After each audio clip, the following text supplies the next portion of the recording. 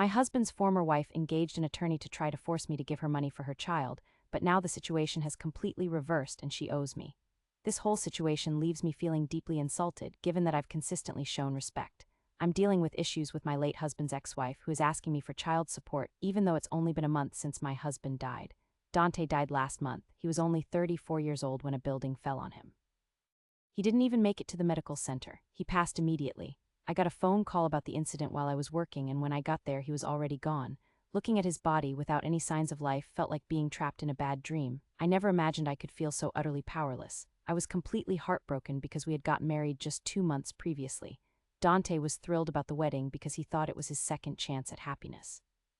His previous marriage with his ex-wife Helen didn't work out, though they did have a 7-year-old daughter together. Helen was a constant presence throughout my relationship with Dante. She was that classic difficult mother who took every chance to get money from him and ruin our arrangements. Even with all of that, I was always very nice and friendly to Taya, their daughter, since she wasn't to blame for any of it. I even let Taya come stay with us during holidays because she was also a part of my family. Even with how friendly I was, Helen still never liked me. She informed me that many others had been in my shoes before and that I wouldn't in fact get the ring. When Dante and I revealed our engagement, I practically gave her a massive shock. I recall the look of utter astonishment on her expression. Even when she offered her congratulations, she couldn't mask her feelings. It was so plain to see that it wasn't sincere. Anyone would have picked up on that. Frankly, she'd never liked me. That much was evident from the very beginning, despite the fact that I felt neutral towards her. When Dante died, she reached out because, due to her own experiences, she knew what I was feeling. He held a significant place in her heart even then.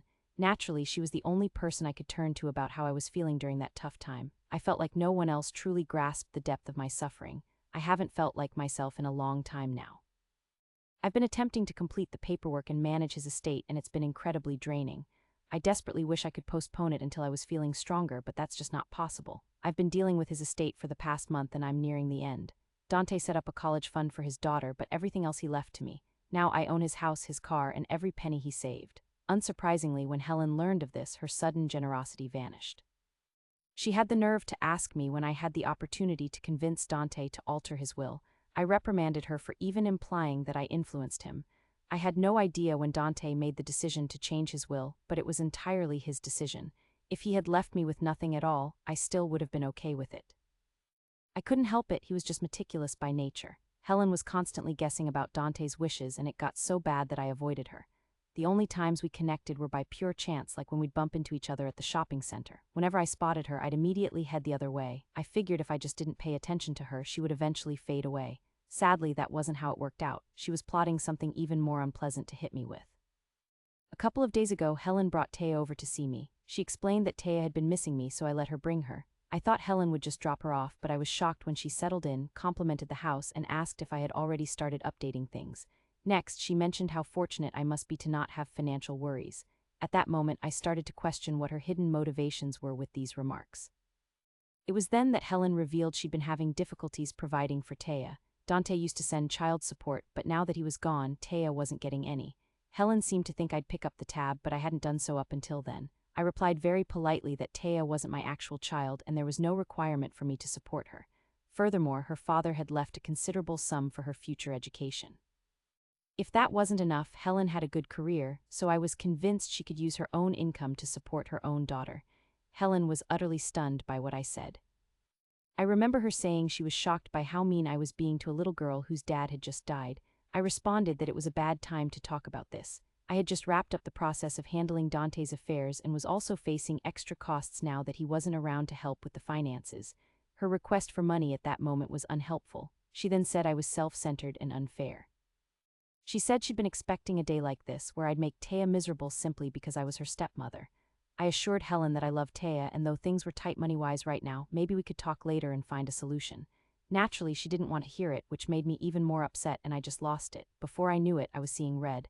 I asked Helen if that was why she had gotten so friendly with me during the funeral. Was she trying to guarantee I'd keep paying child support for Taya, or did she just want more of my money? She insisted she hadn't done any of this, saying I was accusing her of things she'd never do. I then pointed out how she'd made my relationship with Dante a struggle from the beginning. She ruined our date nights, left him broke, would just show up at his house unannounced, and tried her best to ruin our relationship. Still, we made it through. From the start, it felt like she was always trying to make things hard for me, likely because she just had some sort of issue with me. She has the financial means to care for Taya, but she wants to shove that responsibility onto me. Even though I adore Taya, she's not actually my blood, and she's definitely not without a parent. Her mom is still around and is doing well financially. Then Helen acted like I couldn't possibly understand her, saying she had all these financial obligations and debts that I knew nothing about. I actually asked her if she believed she was the only person on earth facing financial stuff. I had my own, and I was also processing my sadness and trying to keep up with work. Frankly, I was fighting just to survive each day and didn't need her adding to my stress. All I was asking was for a little bit of time, maybe a few months, to come back to this discussion when I was in a better place emotionally. After that, we could come up with a solution that worked for both of us because I really wanted to do what was best for Taya.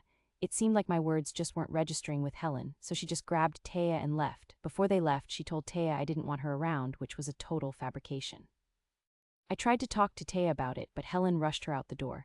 Now my husband's daughter seems to dislike me because of her complicated mother, and here I am stuck wrestling with all these confusing thoughts. To begin with, I'm still trying to deal with the fact that I lost my husband. I don't want Taya to hate me forever, but I don't know how to prevent it. It's been 2 months since I last wrote about this, and I've been slowly starting to heal. I've been doing everything I can to support Taya too. I looked at all your messages and they actually influenced my choice. I see now that I was being tough on Taya because of my own troubled history with Helen. It's not Taya's responsibility that her mom and I don't have a good relationship. At the end of everything, Taya lost her dad and I need to be there for her. After giving it some thought, I got in touch with Helen to ask what her financial needs were. Even though I couldn't match the complete amount Dante used to provide, I offered what I was able to. I had to make some adjustments, but I eventually figured out how to assist with Taya's costs. For the last 2 months, I've been providing child support to Helen and things have been going smoothly. Helen has kept me informed about Taya's progress, and I see her every other weekend to spend time together, just the two of us. Taya is still incredibly upset about her dad. She understands he's in heaven now, even though she misses him so much. What made it even harder for her was that Helen didn't have any pictures of Dante in their home. Upon learning this, I made the decision to give Taya some photographs of her dad. My motives weren't malicious. All I wanted was for the little girl to have something to remember her father by. However, Helen became very angry. She sent me a note inquiring when I had asked for her approval before giving those pictures to Taya. I honestly figured Helen wouldn't care because, after all, Dante was Taya's dad. I was told by Helen that she wasn't comfortable with my displaying photos of her former partner and that I should have asked her first. Frankly, I thought she was making a big deal out of it. However, I chose to drop it. So I went ahead and put together a photo album for Taya, which she can keep when she gets older. This picture situation isn't the sole instance where Helen and I haven't seen eye to eye. She's been requesting more and more cash, saying she has extra costs. When I said I couldn't give her any more, she tried to lay a guilt trip on me. I had to bring up the deal we had made. Frankly, I'm not even required to help her, and I'm doing it because I want to. If she persists in pushing me, I might cease assisting her. I don't get why I was so foolish to believe she would be thankful. Is Helen ever thankful for anything? She's consistently acted like she is owed something, as if everyone is indebted to her, which isn't the reality. She seems to believe she deserves the money without showing even a glimmer of appreciation. While I don't want to break my promise, I'm growing weary of these interactions. It isn't about the money anymore. She finds fault with everything involving Taya. Each time Taya visits, she complains that I'm teaching her bad behavior. The poor kid recently lost her dad. Shouldn't she be allowed some consolation? For instance, the other day Helen blew up because I gave Taya some ice cream on a hot day. She said I was trying to make her gain weight, like a little ice cream could hurt her. I attempted to talk some sense into Helen, pointing out that Taya is going through a difficult time and needs little acts of kindness to lift her spirits sometimes. Helen snapped back, essentially ordering me not to tell her how to parent. Therefore, I chose to withdraw because I don't want her to prevent Taya from coming to see me. Honestly, I'm not sure how much more of Helen's behavior I can endure. Here's the second update. It's done. I can't take it anymore. I'm completely finished. I'm refusing to give any more financial support for Taya, especially since her mother is so unappreciative. I've never encountered anyone so incredibly entitled in my life. Remember when I mentioned Helen wanted even more money? Well, that situation has intensified and it's only been a short while. To make matters worse, she's decided to get a lawyer involved to intimidate me. The whole thing has spiraled out of control so swiftly, and I'm still trying to wrap my head around it all. Just a short while back, Helen insisted that I double the child support payments I make. She said it wasn't enough to cover Taya's fundamental necessities. It seems like she thinks she knows what I can manage to pay and that I've been hiding funds. I said a few things to her that I won't repeat, but the gist of it was that she should be thankful for what she was already receiving. Our disagreement concluded with her saying she was going to take me to court for child support. I basically told her to go for it because I was willing to fight to the very end. I honestly never imagined she would actually follow through. I was absolutely stunned when I got an email from her attorney requesting money, just like Helen had forewarned.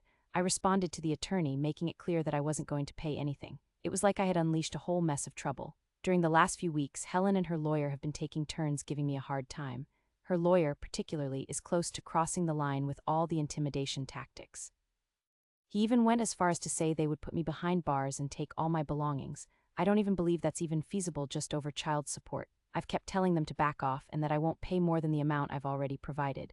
Truthfully, they're pushing me to the point that I don't even want to give them another penny, not even a single cent. Not even a collection agency would make accusations at me like this. I am so tired. Each morning, I wake up to a deluge of offensive and menacing communications from Helen. The threats have gotten worse, with hints of actual physical harm against me. After getting a bunch of these threatening messages, I became frightened and decided to speak with my own attorney. Really, I didn't want to get the law involved. The last thing I need right now is a legal fight, but Helen and her lawyer left me with no other choice. I was compelled to spend funds. I don't have to hire someone to help me legally. I'm actually glad I did, because my lawyer said their actions are entirely against the law. Unless I've legally adopted Taya, I don't have any legal obligation to give her any financial support. It's solely her biological mom and dad who are required to handle this. Even though Dante is gone, that duty isn't mine to bear. Sadly for her, getting the law involved was a massive error in judgment on her part. Now I've chosen to act a bit spitefully, honestly. I'm going to bring her to court. I don't just want to come out on top, I also want her to reimburse me for every single dollar I've already given her. And honestly, let's not even get started on her attorney. He's been unlawfully trying to scare me, and I'm not going to let this ridiculousness keep me up at night. Therefore, I'm going to take both of them to court and make them wish they'd never tried to mess with me. I'll let you know what comes of all of this. Update 3. I have some super juicy news that's probably going to shock you. You won't believe the craziness that just unfolded. Remember how I went to see a lawyer a month ago about Helen and her lawyer's threats? Well, after that, I decided to officially file a lawsuit against them for their harassment. My attorney handled all the necessary steps and the legal papers were delivered to them. The instant Helen got those papers, she called me in a total panic, questioning why I felt the need to push things so far. I had to remind her that she was the one who initially wanted to go to court. She was the one who told her so-called lawyer to bully and menace me with the threat of legal action, so I was simply giving her the outcome she seemed to crave. I wasn't going to allow her to scare me anymore. I told her if I had to pay double child support, I wanted a judge to make that decision, not her. Out of the blue, Helen did a complete 180. She inquired if we could sit down and talk things over like grown-ups. It was a given that I wasn't remotely interested in conversing with her. The only place I'd be willing to see her was in a courtroom, so I informed her that our discussions were over. Then I got some absolutely astonishing news. Helen's legal representative was no longer able to represent her. I was puzzled and asked what that signified. That's when my own attorney clarified that Helen's supposed lawyer was actually her nephew, who was still working on his law degree. Helen had paid her nephew to fake being an attorney with the sole purpose of scaring me. Upon receiving the official court papers, they totally freaked out. Helen's nephew even implored my attorney not to move forward with the case, practically begging him not to tell me. However, obviously my lawyer was legally bound to keep me in the loop about everything. Furthermore, it wasn't up to me anymore since what they did was against the law. Impersonating a lawyer and making threats is a criminal offense, and as a law student, Helen's nephew should have known better. Once the case finally made it to court, I possessed all the evidence I needed, including texts, emails, you name it, all showing their bullying and intimidation. The judge was not happy about any of this, particularly the fact that Helen's nephew had falsely presented himself as an attorney. The judge felt deeply disrespected, and as a consequence, the state brought separate charges against Helen and her nephew. They were charged with harassing me, and both were issued protective orders. If they attempt to reach out to me again, either in person or online, they'll be looking at potential jail time. On top of everything, they're required to give back all the child support funds I'd provided. But there's more to it. Helen's nephew made the biggest blunder of his life. All those years he spent in school working towards becoming a lawyer were wasted. He was kicked out of school and barred from continuing his studies. He's permanently prevented from ever practicing law. His behavior demonstrated a total absence of ethics and disregard for the legal world, and the judge used him as a cautionary tale about trying to be a lawyer. I almost feel sorry for him, but frankly, I can't even fathom how devastated he must feel right now. All his hopes of becoming a lawyer are completely shattered, and now he has to completely start over.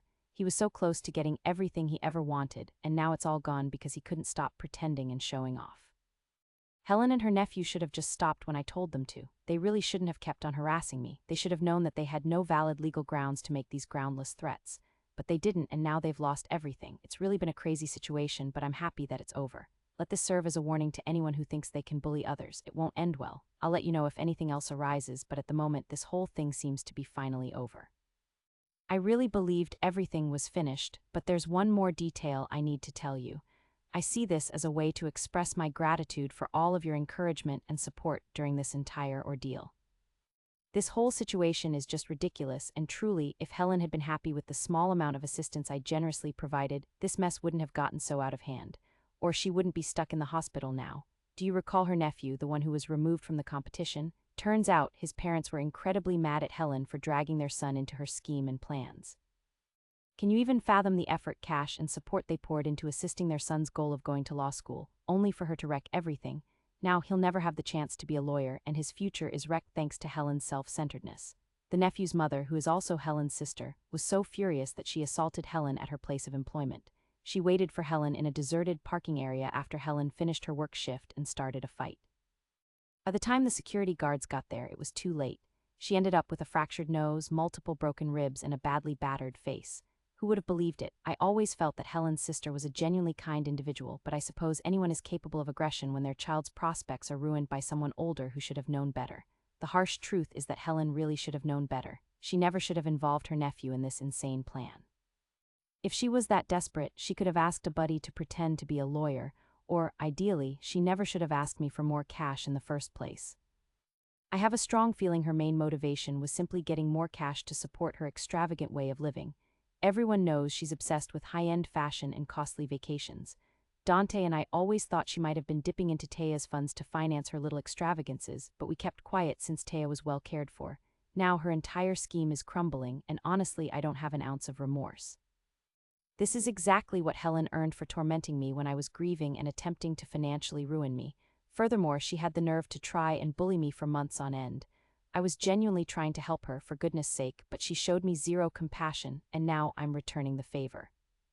It's been ages since I last gave an update. I can tell because Taya is now 13 and this update is all about her. For those who might not recall, Taya is the daughter of Dante, who is my deceased husband and his former wife, Helen.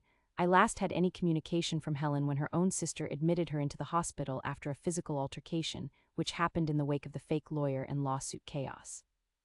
If you recall, Helen had roped in her nephew, who was in law school, to pretend to be a lawyer and come after me. Things went terribly wrong when the nephew was kicked out and barred from pursuing a legal education. Following all the public humiliation, Helen's mother stepped in, practically making her abandon the entire thing after all the harm she caused to her family, particularly her nephew. Despite the fact that a lawsuit was filed against Helen's sister because of the attack, things didn't become overly complex for her because Helen's mom intervened and attempted to ease the tension. It's clear that Helen's family is pretty messed up, but thankfully it's not mine, and I completely separated myself from everything related to them. My connection with Helen was definitely severed once she returned all of the child support money that she had wrongfully insisted I give her. This of course just worsened our argument, and we haven't spoken in ages, which has been a positive thing. Now what I really want to tell you about is that after 6 long years, Taya got back in touch with me. It was totally out of the blue. We hadn't talked at all since Helen stopped us from seeing each other, as she kept insisting that I send her money. Obviously, that wasn't going to happen, so Taya and I lost touch, even though we always had a fantastic relationship. A while back, I got a message on my social media from an account I didn't know. It turned out to be Taya, who had been searching for me for quite a while. She said she missed me terribly and wished to get back in contact. She mentioned that her mom, Helen, had been tough to deal with in recent years. I was genuinely taken aback when I got that message. It wasn't only because I figured Helen had convinced her daughter to avoid me, but also because Taya reached out to me on her own despite everything that had gone down between her mom and me. After that, I shared my phone number with her and we've kept in contact consistently. We speak every week and it's like those 6 years of silence never existed. She fills me in on her life, her classes, and her pals. I in turn share what's been happening in my life, how these years have been for me, and how much joy it brings me to hear from her again. It's been a real comfort to reconnect with Taya since, even though I'm not her mom, I've always deeply cared for her. It was incredibly difficult for me to lose touch with her when Helen decided to sever our ties. I always knew I wasn't obligated to give her money, but that never meant I didn't care for her or didn't treasure the bond we created while I was with her dad. When Helen completely cut me off after I quit paying child support, it stung badly, but I realized there wasn't anything else I could do. Yet knowing that Taya feels she can rely on me and wants to stay in touch has given me a lot of reassurance. I want to address something some of you have brought up since my last update. That maybe Helen is pulling the strings behind the scenes, that perhaps Taya is contacting me for some ulterior motive. I've considered the situation and frankly I don't think it's as simple as that. Taya hasn't requested anything from me, no cash or any other type of assistance. We simply chat and our discussions haven't delved into anything complex, nor have they hinted at her mom needing something. Naturally, I understand the need to be cautious, but at the moment, it all feels sincere. If something unusual arose or I started to suspect that Helen was using Taya, I wouldn't think twice about ending our connection again. I'm not foolish and I'm absolutely not going back to that unhealthy environment. Taya mentioned that despite her mother being challenging, Helen never abandoned her or failed to do what she was supposed to. From what I've gathered, Helen continues to provide for Taya, at least financially. Therefore, although Taya and her mother have a strained relationship, it doesn't appear she has any immediate needs. Nevertheless, I'll remain observant and handle things carefully.